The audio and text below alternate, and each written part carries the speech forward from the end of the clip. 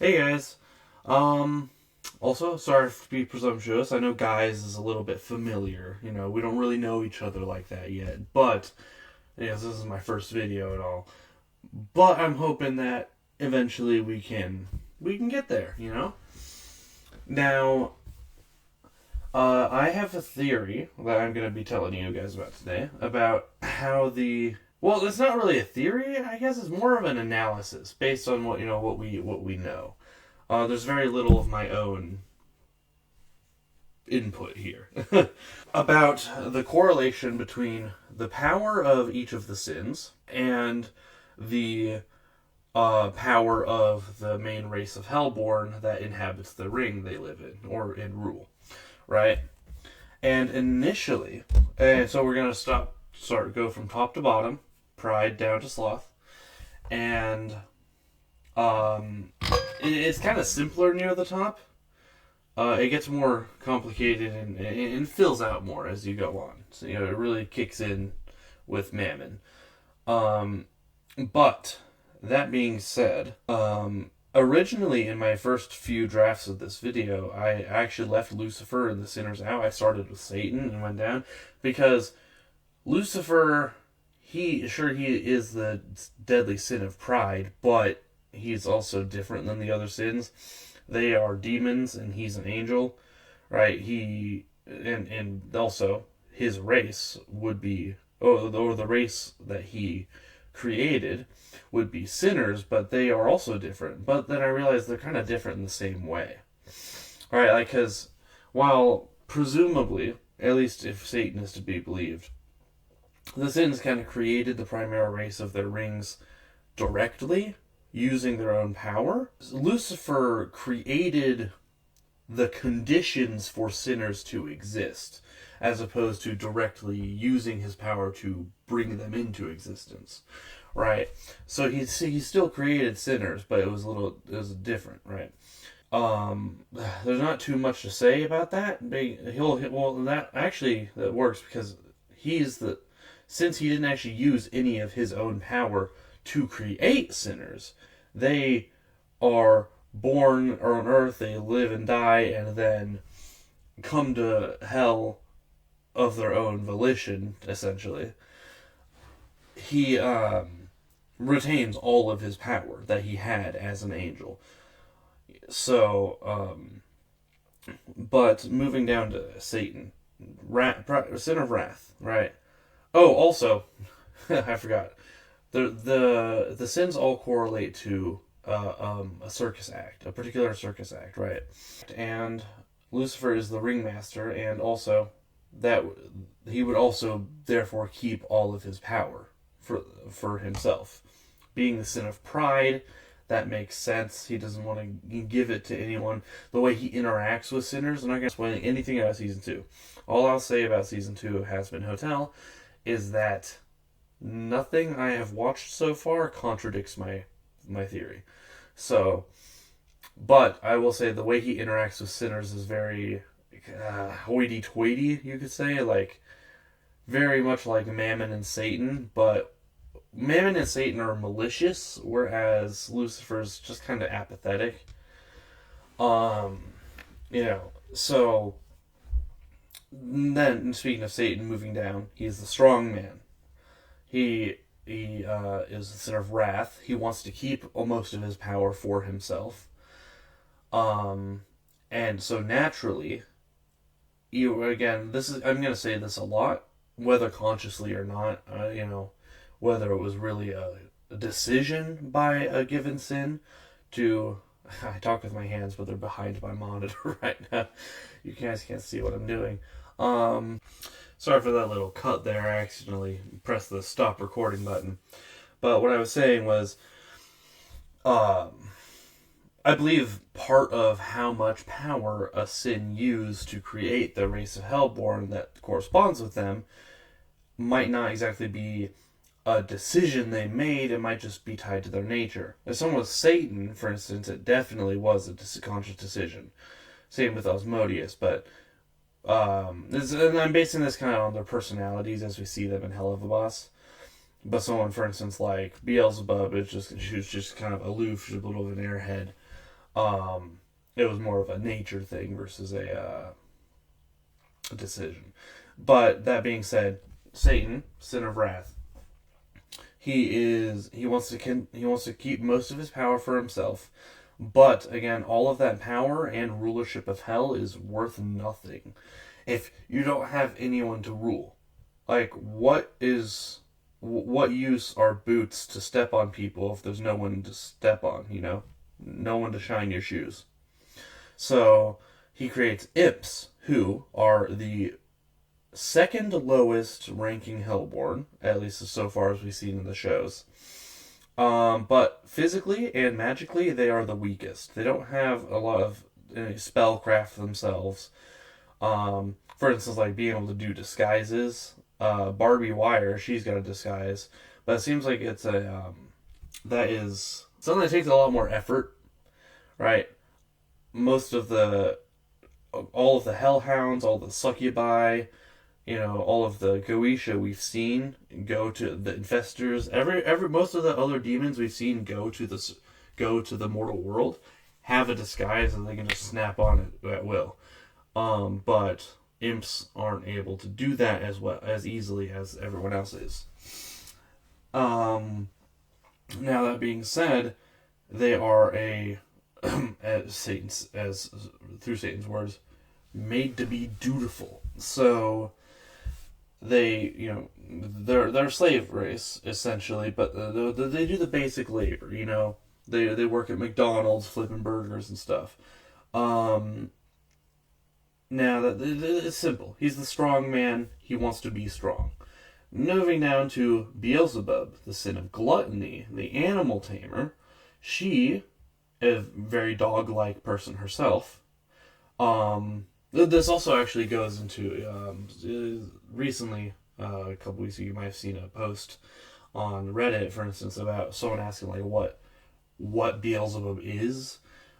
I personally thought it was pretty clear for instance, in Monsters Ball, her song in the end credits of her debut episode, she says, "We're hounds of hell and we roam." She clearly self-identifies as a hellhound, and she throws parties for hellhounds with hellhounds, and despite that way they get treated when they're around her, outside of that, hellhounds are the second weakest, or maybe third weakest. I'm pretty sure most hellhounds would beat most succubi in a fight. But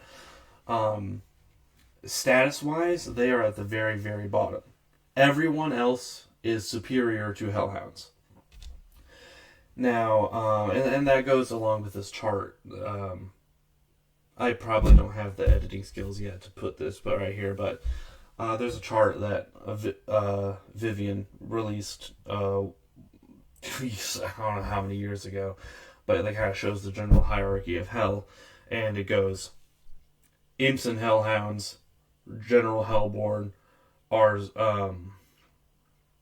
sinners, overlords, ars goetia, seven deadly sins, Charlie, Lucifer, right? And so, I'm pretty sure. I haven't seen it in a while. But Beelzebub, as a sin of gluttony, like, for instance, greed, which we'll get to next, is, you want stuff. And so, naturally, she wouldn't have used most of her power, very much of her power, to create the race of hellhounds. Which, whether intentionally or not, and I want to say she's the main reason I say that it's not always a choice thing, it's a nature thing. Hellhounds ended up getting the short end of the stick. Now, if we go down to greed, we've got Mammon. He is the sin of, greed. He's he's the evil Christmas tree, and this is where the philosophy of the sin starts to come more into play. He is greedy, yes, and he would want to keep most of his power. He's also middle of the road as far as power goes, right? He's dead in the middle. There's 7. He's number 4.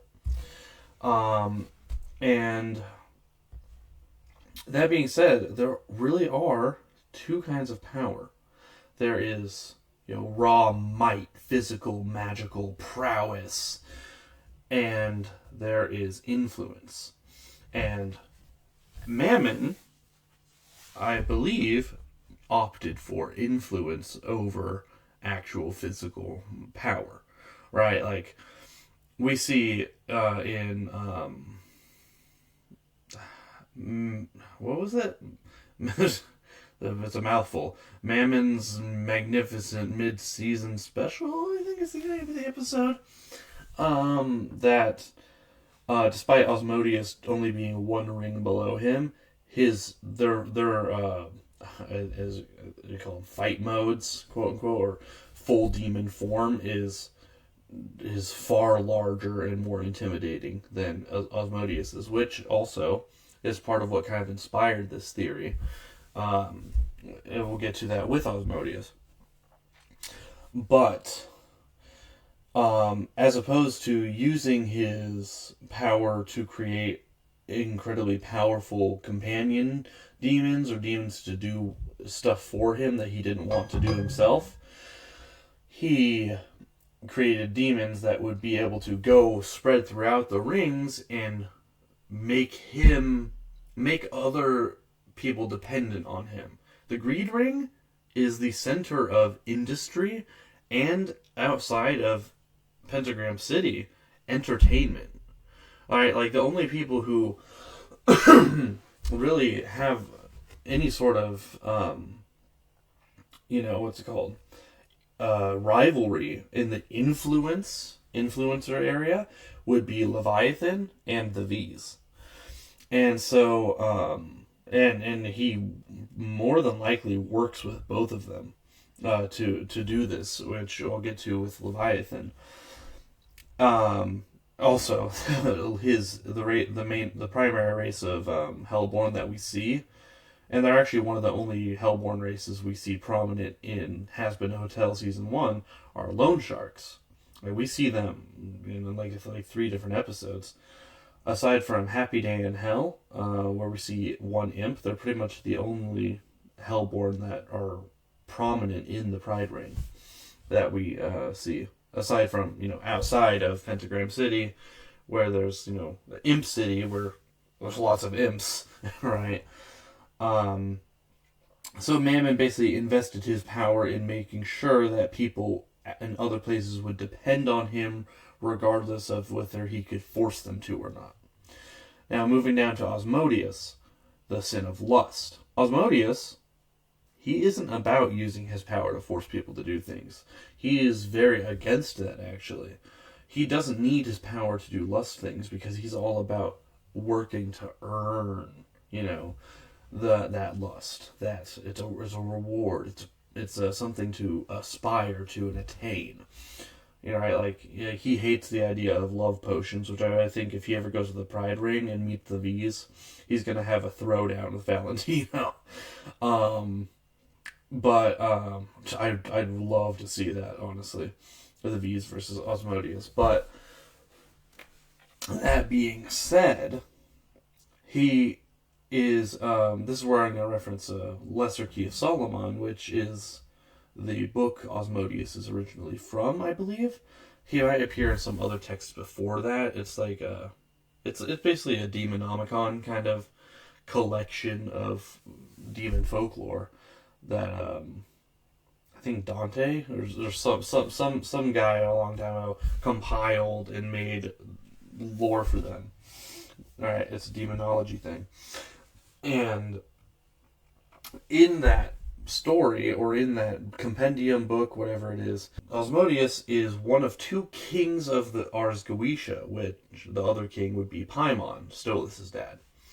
Now, that being said, Osmodeus, that gives credence to Osmodeus basically being the guy who created the Goetia.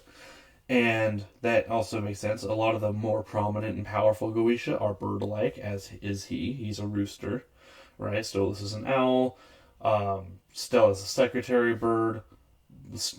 Octavia is also an owl. Paimon might also be an owl. Andre's a peacock. Visaga's a parrot. You know, most of them are birds. Not all of them. Like as we see in the stands during Mastermind, there's lots of non-bird like Goetia, but like one thing we notice is that he didn't create slaves. He made companions.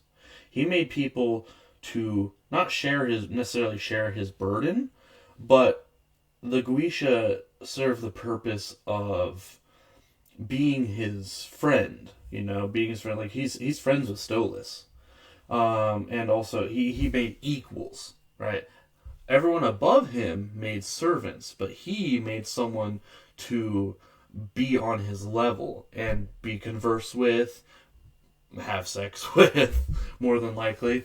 I'm sure he's probably made the rounds of the Goetia. They had 10,000 years to do that, you know. Now, you go down a ring to Leviathan. That's Envy. Now she's got two heads. She's the circus act of the freak, right? She's the conjoined twins, and she made two races, which would be the Infestors and the Sirens. And these two races mimic, her being Envy, she looks up, she's the second lowest rung on the ladder. She looks up and sees people being really successful, like Asmodeus and Mammon, despite the fact that they are also pretty low on the ladder. And she wants to be that, but she can't decide how to do it. And so she creates Infestors who mimic the philosophy of power through power. Like on screen in Ghostfuckers, we see Ronaldo, I think is his name. He is from like in showings, the next most powerful, or at least scary demon after Stolas that we see. Not counting. So this is like just hell of a boss. Like a lot of the overlords are probably stronger than him. They're stronger than Infestors, but like this guy, he does like the possession thing that Stolas does to the dorks. He does to Blitz and Millie, and it's really effective and it's really debilitating as well. He's just raw strength, and then but then you have the Sirens, who, if you know anything about Greek mythology, where sirens come from, they are the philosophy of power through influence. They tempt you to sin as opposed to forcing you to sin like the Infestors do. And that's also probably why Leviathan ended up using so much of her power. One side wanted to expend the power, make Infestors, and have them do the work for her. The other side wanted to conserve that power, make sirens, and spread that influence. Power through having your fingers in all of the jars, And then we go down to Sloth, which would be, what's her name? Belphegor? Yeah. Belphegor. Her thing is use most of her power to, like I said with the Infestors, make demons that could just do her job for her. Why? If you just want to take naps all day, what do you need all your power for? You just push it off on someone else. The Baphomets, I think is what they're called. The goats with the candles on their heads that do work at the hospitals and stuff. They are probably, maybe not Infestor or Goetia powerful, but they are strong enough and prominent enough to essentially do all the things that Belphegor would normally have to do herself. Administrative duties and creating medicines and whatnot. And that gives Belphegor time to just sit and rest. She doesn't need to do anything because she's the sin of sloth, right? And that also kind of means that her demons don't get to indulge in that sin. And that's actually kind of the theme running through all of these different sins is that each of the sins' main aspect is